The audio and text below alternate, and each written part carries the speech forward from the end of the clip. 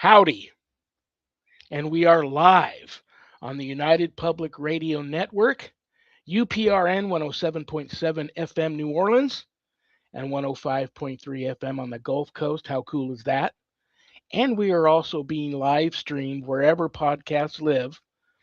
So we're not hard to find, including my YouTube channel. So go there and subscribe. It's free. This podcast, our guarantee, is that you will never look at the paranormal the same again.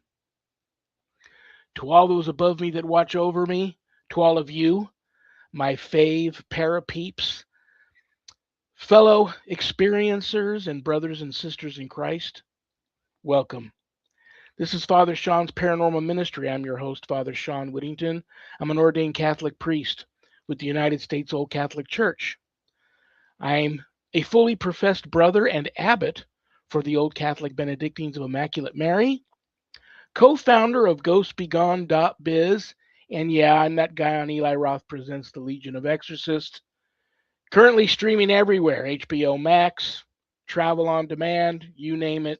And it's on a bit of a world tour right now and doing quite well, I'm happy to announce. So, and thank you to everybody who's reached out to me that has seen the show with all of your support and kind words. I appreciate that. If there's anything you want to know about my wife and I and our ministry work, go to our website, www.ghost-b-gone.biz.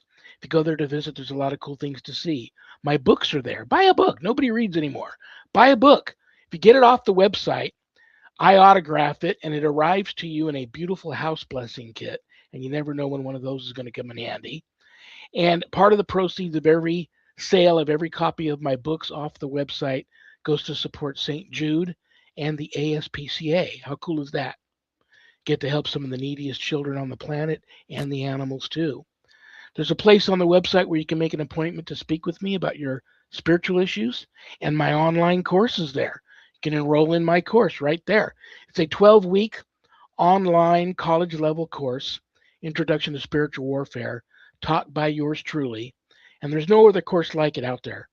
And if you're a true warrior for Christ and you want to learn how to draw your line in the sand, circle the wagons, make a stand, put up a good fight, perhaps the fight of your life against, God forbid, if true evil ever comes calling, that's the course for you. And you can enroll in it right there at the website. Got God? Well, if you want to join a church that accepts everybody, and I mean that, accepts everybody, regardless of denomination, take a look at the United States Old Catholic Church.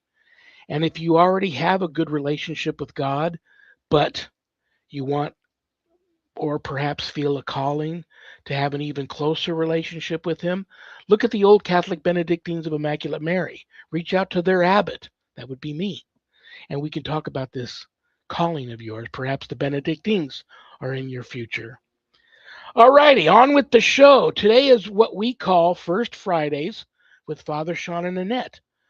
The guest of the show is each and every one of you that has access to the chat room. We are taking questions, live questions from the live chat room the whole show. I might pull some questions from the mailbag, might do a prayer a little bit later from the prayer urn. No topic is off the table, and anything goes today. And we might even get a surprise guest. You never know.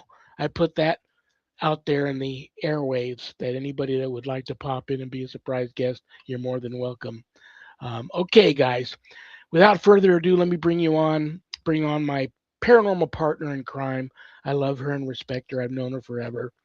She's a lifelong paranormal experiencer in her own right. She is the owner of Stellium Books. She's my publisher. Please give a big, warm Paranormal Ministry family welcome to Annette Munich. Hello. What are you doing? Hello, everybody. I'm so happy to be here, and thank you for the lovely introduction. You're welcome. It's heartfelt. I had somebody reach out to me the other day and said, I was a guest on many, many years ago. Annette had a show called Paranormal Python. I didn't even know that. Yes. And she said, I was a guest on that show. I'm glad to see she's still out and about and doing her thing and seems to be doing well. Tell her I said hi. And of course, I didn't write the name down, so I can't tell you hi. Nice. I'll go back and look at my notes and find out who that was and send the message. Sweet. Nice. I did that for 4 years. So how are you today? You look very pretty today. How's the Thanks. weather in Oklahoma treating you?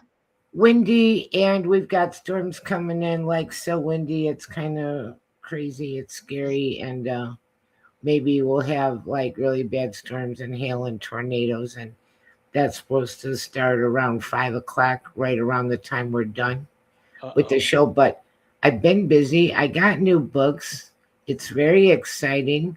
The Cure by James Baxter. That's a medical thriller that came out 2 weeks ago.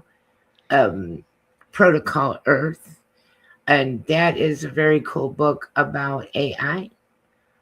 Fiction, but very plausible. I think that people would really enjoy that. Um, Today, it's releasing right now, uploading on Amazon, Mr. Hyde, a Gothic novella.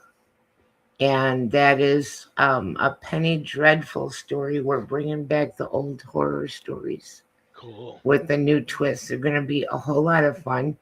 That is like a nice little weekend read. It's $2.99 on Kindle because it's short.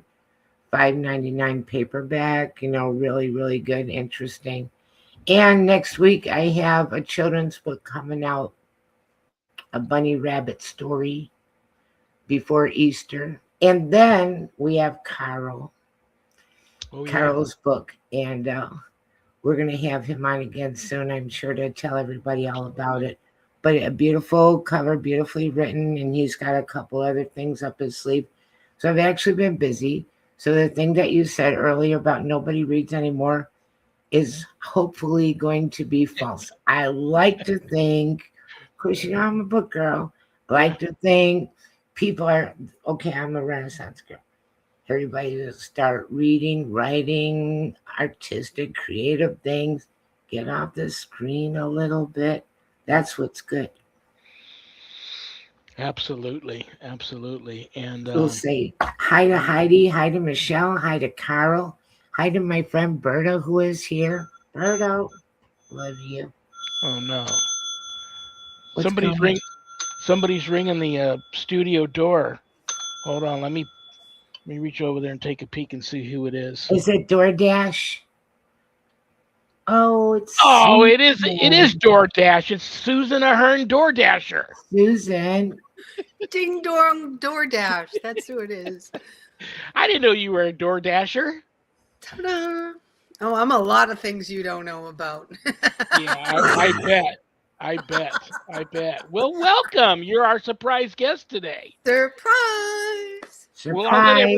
I'll let everybody know right now. If somebody is desperately in need of a quickie little reading because they have a problem, then you can go ahead and ask Susan a question. But she's our surprise guest today, so we weren't planning that. You know what's interesting? There's so many things that have already been mentioned in this since the show started.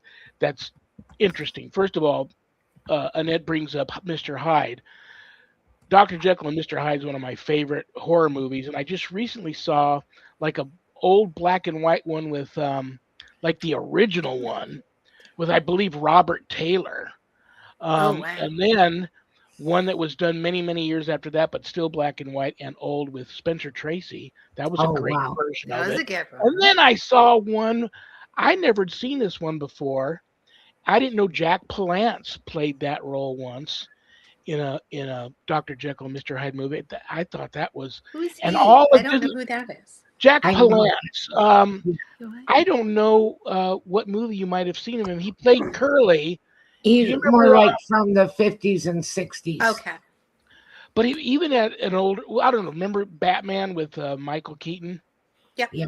He was the head gangster in the beginning of the movie that Jack Nicholson Mm. ended up killing. That older man. That's Jack Palance. He was also in The so name is many familiar. I just can't movies. place his face. I'll Google it. Well, he was very good in that version of it. So that's Mhm. funny she brings that up, and I love those stories. But there was also a series that I loved that was only on for like 3 seasons, and I think it was HBO, called Penny Dreadful. And I I don't know if love you. that. I was watching it. Look, we have been talking about this, and I said a lot of the people that I know absolutely love the old horror. And Penny Dreadful was a great series. I loved that. I Yeah. Yep. really enjoyed that. And then got the idea to revive some of these old stories. The cover is so sweet, so beautiful. Yeah, I get, all excited about covers and how we're presenting the inside of the book. I'm like that.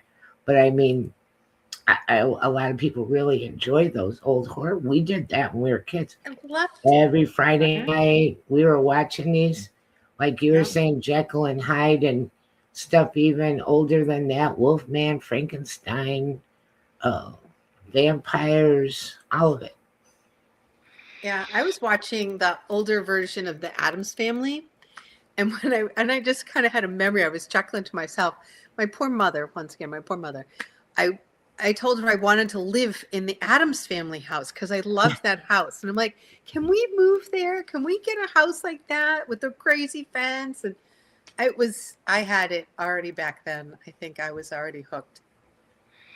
Well, I'm so happy that you're here today, Susan. Hopefully, like I've got a windstorm here too, Annette. We've been under a high wind warning all week. So if you lose me, you Yeah. guys just carry on. But what I wanted to say was I'm happy Susan popped in here, and this is another thing that's kind of weird here. It's how the cosmos just works sometimes. I took several questions out of the mailbag, and this hardly ever happens. Two or three questions were about the same topic. Two or three other questions were about another same topic. So I just wrote both those topics down and figured we could banter them about. But it's interesting that you're here, Susan, because one of the topics was near death experiences.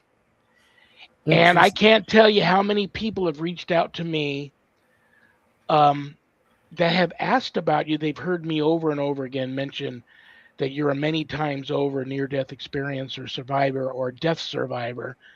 So what better opportunity but you to go ahead and tell your story? And if anybody wants to comment or jump in or tell their story in chat, they can. But there are people out there that would like to hear about your near death experiences. Yeah, no, that's I we never get to talk about it because we get No, we don't. readings and we get rolling. But yeah, we'll totally open that up. I don't mind if the cards are hot and ready to go. So if anybody does want that, that's fine. We're just gonna do it like Fun Friday and anything goes. I think that's great. Yeah. So why are you still here? I mean, That I is know a what the stories really you're good about to question. tell, and I still wonder why Woo, are you here? Well, right? I know why, because you're a beautiful person and you help so many people, and it is what it is. Yeah, that's Um, not why.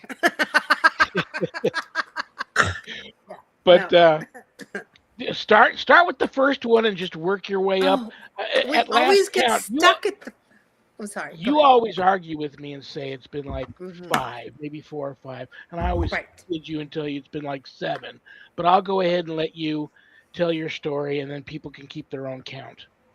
All right. So I have 5, not including, which I think you include the getting struck by lightning, which would make it 7. But I didn't really die during that. I just got fried. And you That have to laugh explains a because it was. lot. Only That Yes. on this show could you say something like that and everybody laughs.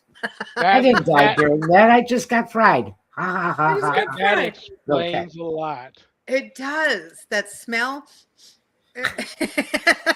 Well, that's twice. Not how many people go through life and don't get struck by lightning. Yeah. And you've been struck twice, and I'll let you tell that Right. story. But Okay. you've also had you never include the time a roof in a building collapsed on you. Well, that's Um, number 5. I did. I just added that. Oh, okay. yay. Carl is here. Now it's a party. All right. When you were 6. Yeah. Wow. That was roughly around my first time too, Carl. That's when I was 8, roughly. But I always start with that. I feel like I don't get to the other ones. So That's fine. I'm going to start with the most. You want to go there? Okay.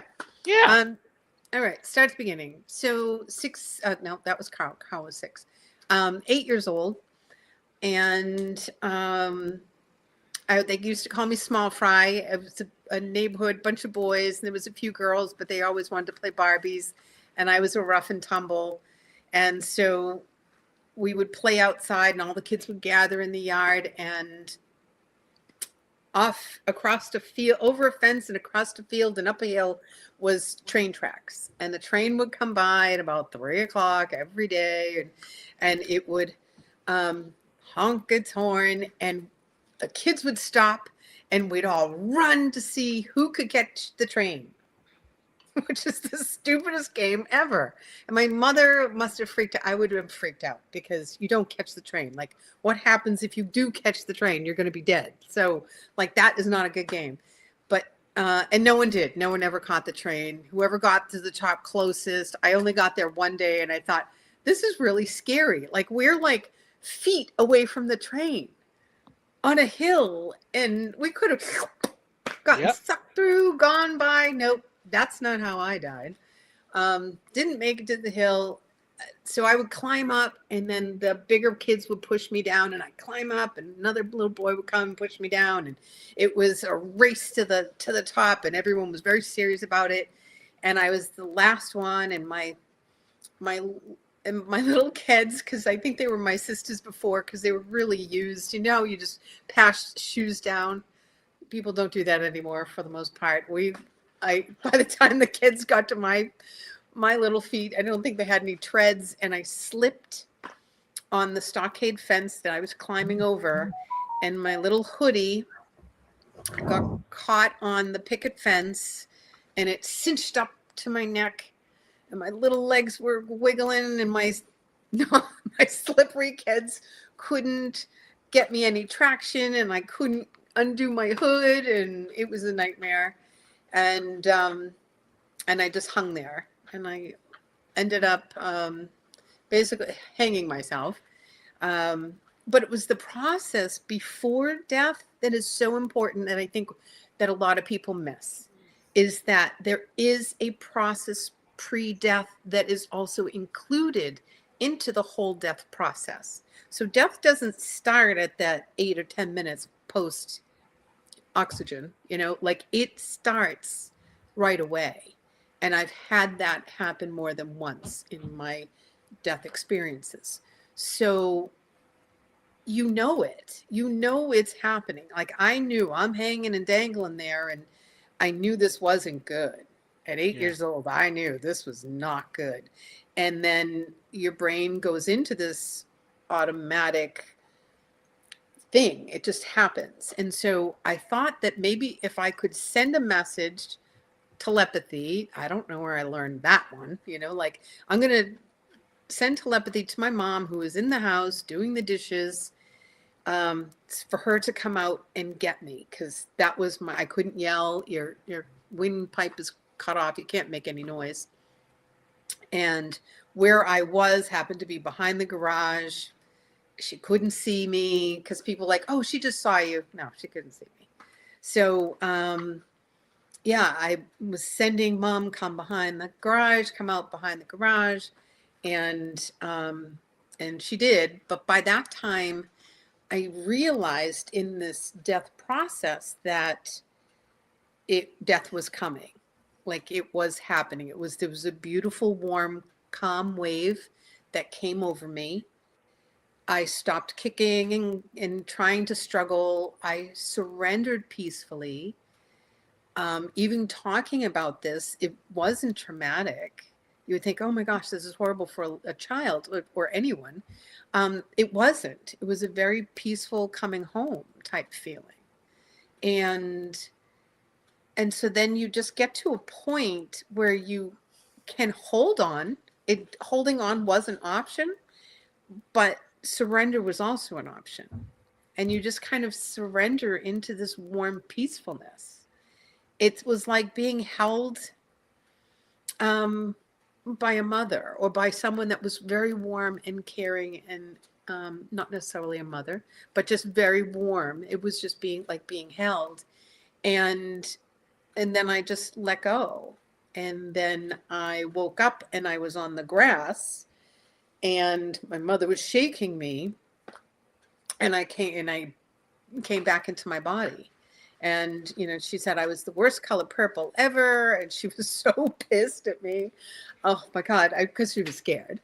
And she kept saying, I don't know why I came back here. I don't know why. Something told me to come back here. So she did receive the message. And I thought, oh, that is so cool. It was like kind of like the first thing I thought, instead of, oh, I just died. And, like it was like, oh, I can do ESP. I got to tell the kids. Like my brain, little kid brain was like, that was awesome. Like, and then on you go. And you don't, you didn't go to the doctor because someone said, well, did you go to the doctors? No, I didn't. I got oxygen back. I turned a better color. I was probably a little more stupid than I was before, but chasing after trains, I thought that was pretty dumb. So, we just didn't go to the doctor. We just never did. It wasn't a thing. Unless you were dead, you didn't go. So, and you were too young to even really know that you were psychically gifted, really. No, even I at that didn't point, know. to telepathically be calling out to your mother for help and her to Right, hear you. But that's right. obviously passed down through her to you. So she Not obviously in was my gifted family. too. Like no one talked about it. If they did, it wasn't happening. Wow. And it was something that was a very familiar. It was like a natural. It was a sixth sense. It was a natural. Oh, I'll just tell her I'm here and she'll come get me. And that's always kind of been, I think, natural. And I think we all have it. It just depends on when it was shut down in our evolution of, being human, that was, you can't do that, that Yeah. you're like, oh, maybe I can't. And once that seed of doubt is planted, but having that experience, I was like, oh, I can do that. I know I can do that. So it didn't matter what anybody said to me. I was already solidified. Like it was there. And then I tried, then I'm like, oh, I can move things with my nose. Because then the Bewitched was really big. So, Yeah. so then I went around trying to wiggle my nose and I couldn't do it, but I wanted to so bad. I would stare at the light switch all day, seeing to make it move. I was not right. Another great show from back in Another the great day. show, right? Wow. We grew up, our generation. Yep. I'm older than you two, but we're close enough to know No, that we had some great shows growing up. we did. Oh We yeah, did. we really, really did. Yeah. Yep. Yep. What was your next time? Next time, childbirth, Ooh. You delivering mean my, you went all the way from well, that time when you were 6 to the childbirth situation? I thought you had uh no, there was nothing else in between. I okay. was a hot mess. I mean, I was always breaking something, cutting something, stabbing myself, yeah, bits and pieces everywhere, but nothing near death that I can remember. So the next one was childbirth. This is my favorite one. This is very beautiful. There was a lot to this. Um, how old was I? So I was 24 years old. And this was my third baby, my last baby. And the whole time I was pregnant, I knew something was going to happen, but I didn't know what. I always thought it was going to be with the pregnancy. I was going to have trouble with the pregnancy because both of the other babies were really big, like 11 and almost a 10-pound baby. So they were big. And I thought, oh, if something happens, and I'm at the hospital, nothing happens, and I'm like, good, haha, I was wrong. I love that. That's great. There's nothing happening. The birth is fine. The baby was fine. I needed a C-section, and but the surgery went fine, it was post-surgery, and the doctor then had another C-section right after mine, so he was occupied, and I was being tended by nurses. And I said to my husband at the time, I said, something's not right with this one. This is my third C-section. Something's not right. It's different. And he said, oh, you look fine. The number's good, And I said, get the nurse and tell her there's something wrong. And they couldn't see anything. They couldn't tell that it was wrong. They're like, nope, you're fine. You're fine. I said, okay. And I waited and I waited. 2 hours go by, and I said, something is really wrong. You have to listen to me. I know what I'm talking about. Well, your doctor's in surgery right now. We can't bother him. And I said, okay, well, there it goes. I kind of was like I had to surrender to something. I'm like, okay, this is not working. And so then he did come and he said, well, let me look. I think you're fine, but blah, blah, blah. What ended up was happening was there was a huge blood clot, like the size of a football. And I was bleeding internally the whole time. And I was just pooling and pooling and pooling. And the clot broke the doorway couldn't, it couldn't open. So they were like, no, look under there. You look fine. And so the minute he moved the football sized clot out of it, I dumped. My blood pressure just tanked. And now they're listening to me. Now they're all running around like crazy. So, you will not believe this, but the same thing happened to me. I almost died my daughter Brianna. I had a great big blood clot, and it burst right here on my side. I felt something pop. I kept saying something's wrong, something's wrong. Yeah. And they couldn't find anything wrong. And then my blood pressure just tanked. I lost consciousness and everything. And they took the baby by C-section.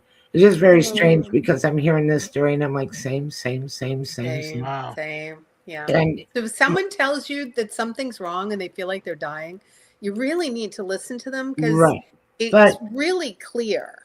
Maybe they get a lot, from mothers and they that are could get a lot. But it wasn't my first baby. Anyway, I don't want to, turning it into about me, but no. They said that they put out, an emergency thing for a doctor. The doctor was reaching for the door to leave the hospital, turned around, came back in, and they found where it was right away. Or else I wasn't going to make it. Yeah. They told my husband, they said the baby's okay, but we don't know if we can save her. Wow. The doctor's trying to stop the bleeding. Yeah. And then I had to get like 3 pints of blood. Yeah, I did too. Got 4. So as they're trying to now my blood pressure is 60/40 and they can't bring me into surgery. So if they caught it when they could have caught it, I would have been fine. They could have fixed the bleed. Usually the uterus will contract. It's supposed to contract. And that will like shut down all the vessels, and mine didn't. Mine just gave out, and so I was just constantly pooling. So they were going to have to go in there and do something in emergency type, but they couldn't. At this point, they would have totally lost me. So they were trying to come up with different ways to, like different clotting agents and things like that. So as that's happening, I'm going through that process. That death process is now happening. And I'm saying, can I just see my baby? I want to see my baby. No, you can't have your baby. Can I see my baby one last time? I would like to see. You're not going anywhere. You're not dying. But I am. And it was very clear, very calm. And the whole time I'm going through this process, I'm like, oh my gosh, you cannot take me away from 3 children. So I had what was that? So it was that newborn, a 2-year-old and a 4-year-old. And my husband at the time, he'd never even changed a diaper. He used to throw up. He'd be like, when he would change a diaper. So I'm like, oh my God, they're going to run around shitty. So I had at one point 2 in diapers. And I'm like, he can't even do 1 in diapers, let alone 2 in diapers. So, yeah, it was, I'm like, you can't do this to the children. I don't care about him, but you can't do this to the kids. What is going to happen to them? Like, my whole goal was, if you take me out, you better have somebody in place that's going to fix this, because this is a whole different scenario I wasn't ready to let go of. So I was fighting. I was fighting to hold on as hard as I could. And then, and I kept saying, am I breathing still? Because the process was happening. And they're like, you're breathing. And I'm like, well, I don't feel like I'm breathing. So I was making the transition. And they're like, no, you're still breathing. And I said, well, can I have some oxygen? No, you don't need that. Oh my God. It was such a nightmare. Oh, I needed oxygen, but whatever. So you're, and the whole time I'm still bleeding, and they couldn't clot it, and it is what it was. And then I just realized she wasn't going to let me see my baby. I couldn't hold on any longer, and I just had to trust God. I just had to trust. That was all I could do. And I went, okay, this is what it is, and this is what it is. And then I saw the white light, the tunnel, the going. It was very quick. There was no like hanging out in a tunnel or anything, like it was just white light, shoop, gone. And I was so excited. I get to the other side. The whole process about changing your age, I don't understand that. Well, that whole, is it a choice? Can you stay the age you are? Each time I was able to come back at a different age, which was very interesting.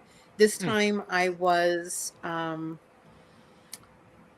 like 12, still innocent, but curious and intelligent to some extent, so I was in a white gown and like white pajamas, and I was barefoot.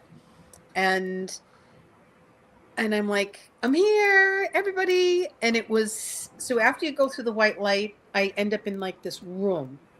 It'd be like a hall, but there's no dimension. There's no walls, there's no ceiling, no floor. And it was cloudy, like foggy, but you could see silhouettes through the fog. So the room was full of people. I couldn't see anybody. And I thought that's weird. How come I can't see? If these are my people and they showed up to my party, now why I thought I was having a party, I'm not sure. Like, woohoo. And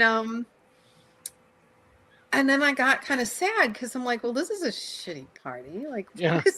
like, like I was like, this kind of stinks. So then I look over and the Blessed Mother calls me over, and I go over, and she like tells me that there's been a mistake. And I said, well, I don't understand. And I kept going off about how my party was dumb and no one's happy to see me. And I'm like whining to the Blessed Mother. And so she picks me up and she puts me on her lap and she wraps her arms around me, which was that same original feeling when after my hanging incident. It was that arms are wrapping around you, kind of, come here, I have you. And she let me just ramble. She just listened and looked so kind and compassionately. And then when I was done, she just kind of explained that there's been a mistake. You're not supposed to be here, but you've made it. So you get to stay if you so choose. And everybody here at your party can't come out yet because you have to make a decision. And so that was why they weren't coming forward. If I said, no, I'm here for the party, then the party would do, I would stay, and fate would then have to get rewritten because it was not planned. So I understood the severity of the situation. So she said, you're going to go with these two angels, and they're going to show you what you need to help you make your decision. And so with that, we left that dimension into another dimension. You just kind of zoop around, you're not like, zoop, here we are, and over here, zoop, here, over there. And so we were going kind of down like this hallway or a corridor, and I passed a doorway that represented or had the energy of hell, what I would assume would be hell. Yeah. And we only kind of, we were zipping right along, and then we kind of slowed down enough to look in to see what was going on. And I was like, oh, hell no. Like that was like, nope, Yeah. keep going, not the right room. But they wanted me to I'll understand. take the shitty party over that. Right. Exactly, the one with no balloons. That's fine. I won't complain ever again. Um, they wanted me to see it. Wasn't supposed to. I didn't have to experience it. I just had to get the gist that was. I understood, and then we continued on. We took off again, and then we went into like a theater, like an amphitheater type of thing, and I was kind of after they put me there. They kind of stepped back, vanished backwards, and I was just watching past, present, and future all happening at the same time in this amazing screen. And it was just kind of all happening quickly within, seconds. And at that point, I realized I have to get back. There was like, I just was like, oh my gosh, I have to get back. And within that, back to my body. There was no goodbyes. There was no see you later party. There was no more parties. Back. So I think that's why I'm still here, is because they're like, oh, she's gonna want to party when she gets here. Forget about it. So back into my body. It felt like falling from like the Empire State Building onto shards of glass and nails, and it was just the most painful feeling I've never experienced except for in that moment. And I think it was when all of the cells turned on again, like everything in your body. I wonder if that's what it's like to be born. Like the light was bright and everything was just so extreme, and it was just so painful. And I opened my eyes, I gasped for air, and then I said, I said the F word, I chose this.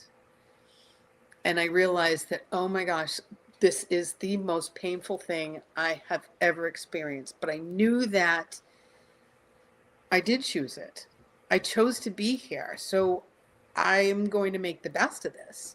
And there's a reason for it. And not that I don't remember the reason. I just know that if it happened again, I know I chose the same thing. That my being here on this planet is important for whatever that is. Yeah. So, and that was that one. Very interesting. Yeah. Yeah. So, and then, so I know what you're thinking about is when I got hit by the car. That's the next one. That's number 3.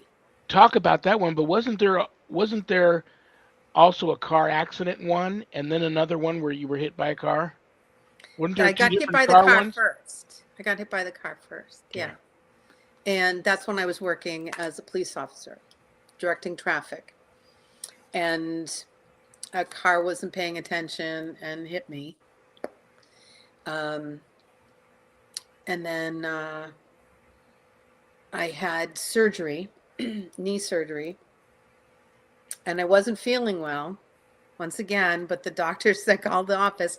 Well, the doctor's gone for the day, but if you really think that this is a problem, I said, well, I've never had one. So like, is this normal? And so I was having nausea and dizziness, but if there wasn't a fever, then I was fine, and I didn't have a fever. So I guess I was fine. I went to bed. I woke up in the morning, and my leg was, from my toe to my knee, was black. So I had a blood clot. And stupid me, the first thing I did was get up and walk around. Ugh. Oh my God, my knee's black. So like, I'm thinking it's like your foot's gone to sleep. Yeah, no, don't do that. I don't recommend moving a blood clot unless you're not even, even in the hospital, it's dangerous. So I'm dislodged the blood clot. I'm like, oh, good, my foot looks better. So it was over the weekend, and I was like, well, don't worry about it. But it took a little while. It took 2 days to get to um, my. It hit my brain. I was having difficulty breathing, so I guess it went around a few times. Then it got into my brain, and I was at the grocery store. So by this time, it's like a week later. It's been floating around, and but I was young, so I was in my 30s. But that doesn't matter. Like, you can still have a stroke. So I realized I can't say anything. I'm at the grocery store, and all of a sudden, like, I can't speak. And so I I got into the car and drove across the street to the fire department, and by that time it had moved again.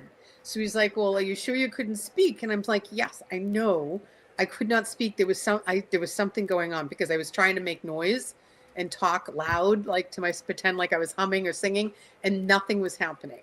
And they're like, well, we don't think that that's happened, but we'll see. And I explained the whole Blackfoot thing and the whole thing. And because I was young enough, that wasn't a problem. So they didn't find anything. And I was like, okay, well, I guess maybe it took care of itself. Until the next day, like 24 hours, I'm nauseous and I don't feel good. And now I'm dizzy. And I'm like, I know this feeling. This is that damn clot. So I ran to the bathroom because I didn't know if I was going to throw up or whatever. And that's when my heart stopped. Finally, it was like, this damn clot's going to get me one time or another. Yeah. And so, so I'm on the toilet and I'm going, oh, I don't want to die like this. Because I knew everybody on the fire department. And I didn't want anybody finding me with my pants down around my ankles. So this was totally, vanity and ego that kept me alive this time. And I was passed out, but I had just enough to go, okay, please don't let me. I was like holding on. And I'm like, I'm not dying. I'm not dying on the toilet. You can take me tomorrow with my pants up. Give me 10 minutes to put my pants on. I'm not dying on the toilet. And then I came to and I was back again, but it was that whole feeling of, it's coming. There's that sensation. It's a very telling sensation of we're going to call it pre-birth, because death just sounds so final, that I was transitioning from here to someplace else. And that was that process. So, yep, there's that one. I hate to jump in. Yes. I love you guys to death. I know it looks sunny behind me. It's horrible out there. Wow. We got a tornado watch. I got to go get the dogs in. Oh, shit. Go to the bathroom. Sure. Go to the basement. Oh. Love you guys. All righty. Sorry. Be safe. No, it's okay. That's okay. Be safe. Wow, that is scary. I said the word. It was so dark. Too late. Is it tornadoes okay? Is that okay? It was a tornado. That's crazy. Yeah. I hope she's safe. We'll say a prayer for her. Yeah. Yeah. That's crazy. So that was number 3. What's your next one? Number 4 is a car accident. It was when I was a passenger, and Christmas Eve, and we're racing around trying to get presents and stuff like that. And we were in a car. I was a passenger, and we pulled out, and another truck came by and schmucked us, sent us spinning. And when it did, the driver of the vehicle that I was in, his head hit the steering wheel, and then it came up and it hit my heart. So I got a cardiac thump, and that stopped my heart from beating. And sometimes you'll hear baseball players and things like that have that done. Yeah. And that's what happened. And that recently happened to a football player. Remember, he went to go make a tackle, and the guy he was tackling lowered his head, and the helmet, top of the helmet Oh, hit the tackler right in the chest. And this was like on Monday Night Football or something. And wow. the guy actually dropped dead Yeah. right there on the field, but they Boom. were able to revive him. Yeah. It's an instantaneous thing. The heart just goes boop, done. Yep. And You I know, remember, the heroes there were the paramedics that they always have on duty at football yeah. games. They actually revived him right there on the field. If they hadn't have been there, or if they hadn't have been Mm-hmm. experienced in that, he would Yeah. have died. Because you can shock it right back, which is good. That is, unless you damage the innards, you know, the gizzards, as my grandmother would call them. Unless you damage the gizzards, it's a no go. But you can shock it back. Um, but that wasn't happening that time, and so I was sitting there, and everything is just kind of very surreal. Like you're just looking around, and it just is. Everything is moving in slow motion. It's really interesting. And then I didn't figure out right away that I was dead because I was watching him, and I'm sure your body has a few minutes that you can still function with the oxygen that you have. So that's probably what I was going through. I was aware of what was happening. And then um, this was kind of cool. A past life came up. Huh. They showed me a past life that I had with the person that was driving. And this wasn't the first time that this person had killed me. They killed me in another lifetime. Oh, wow. Very trippy, very trippy. And I'm like, I can't deal with that just yet. So I'm like, that's too much for today, but I'll revisit that one.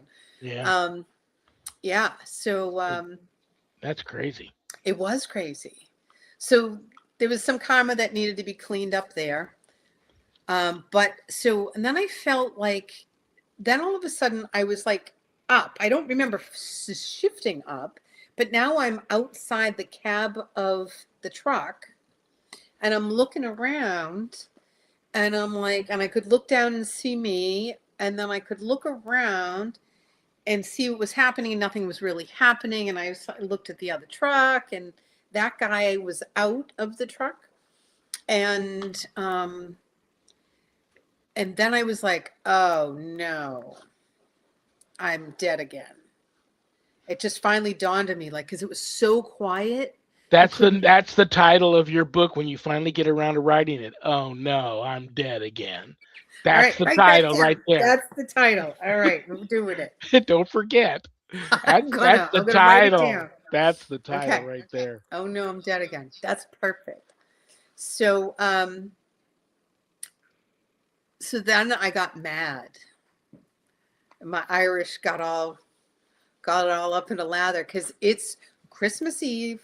I have 3 children. Once again, and my children are my number one, right? I cannot die today. I have a dirty laundry pile. I did not cook dinner yet. I have 3 kids at home. You cannot take me. Oh, I went off. I really went off on The God. angels are already drawing straws up there, like who's got to go down there and deal with her again. Right? Um, on, I dealt with her last time. I'm uh, not doing it again. She's horrible. Yeah, I had a one-on-one with God and I was like, no, no, no, no way, no. And yeah, and I gave him 100 reasons why today is not the day that this is going to happen. And I said, take me tomorrow, take me next week. I don't care. Not today, not now. And he's like, boy, she's got a long list of places she can't die. Not on the toilet, not on the side of the road, not. yeah. So, anyways, so not today worked. And back I went back into my body. And once again, oh my gosh, everything hurts. Like even my eyelashes hurt. Like everything hurts. And I've been in a car accident. So yeah, I kept trying to tell them. I said, my heart stopped. He hit my chest and my heart stopped. And I'm like, oh, you're fine. each time the medical profession has let me down, like each time, which is really sad. So if you're an EMT and a paramedic out there, really listen. It's so Yeah. important to listen to people because they know what's going on. They know what's happened. And so yeah, so that was that one. Got rushed to the hospital, blah blah blah. And the hospital wasn't that far away, which we were lucky, because usually it's like a 30-minute ride. So this one wasn't. This was just right around the corner, and that was fine. Um, and then the ceiling hit my head. How many minutes we got? I'll make this one short. So this would be number 5 coming up. Yeah. All right, and we're at we've got like 10 minutes left, almost. All And right. what we can do, we can discuss this one, then we can chat a little bit before I have to kick you out of here. And when you come back at the end of the month, which you'll be back the last Friday of this month, March 27th for Happy Medium Monthly, and we will pick right up where we left off because I know Well, there's why a don't we couple of save the more. last one for that next time then, and everybody can Yeah, catch the show, and we'll just talk about what we have on the table already. sure, sure. All right. So we will pick up where we left off, and that will be what are you about to tell us? Is it going to be The ceiling. the ceiling? Let me write that down. Yeah, we'll do the ceiling and then the two lightning strikes next time. So that would be 5. See, that's 7 right there. 2 lightning strikes in the But those, ceiling. I didn't really die though. I just got fried. Well, that's okay. That's okay. I Okay. mean, All you right. survived them where most people don't. Correct. I Yeah. mean, you never hear of anybody getting hit by lightning and surviving, and I then it guess. happened to you twice, and that's crazy. So, well, let's keep. What I want to say real quick to anybody that's listening, I people reach out to me all the time with severe um, survivor's remorse that have survived situations like yours where in that situation people around them or someone that was with them died. Right. They came back, they crossed over, were sent back, someone they were with or a group of people they were with didn't make it, and then they end up getting having severe survivor's remorse. So for anybody out there, I'm going to give you some websites that I refer to people. One is called, and if you don't have anything to write this down with, just watch the end of the show again. First website is the International Association for Near Death Studies. The next website is Near Death Experience Research Foundation. And the next one after that is Near Death Experiences and the Afterlife. All 3 of these places can help you with severe survivor's remorse. And they encourage people that go to these websites to share your story, share your near death experience story, and you can talk with other people and share stories with other people back and forth and help each other through these experiences and read other people's experiences too, so you don't feel so all alone Right. in that so yeah, that's very important too. I don't know if you've visited any of those websites, but they've helped a There's a lot of few. people. Yeah, there's a few on Facebook. There's like chats. It's usually for people, but you can also join if you're not. Um, and it may help answer questions.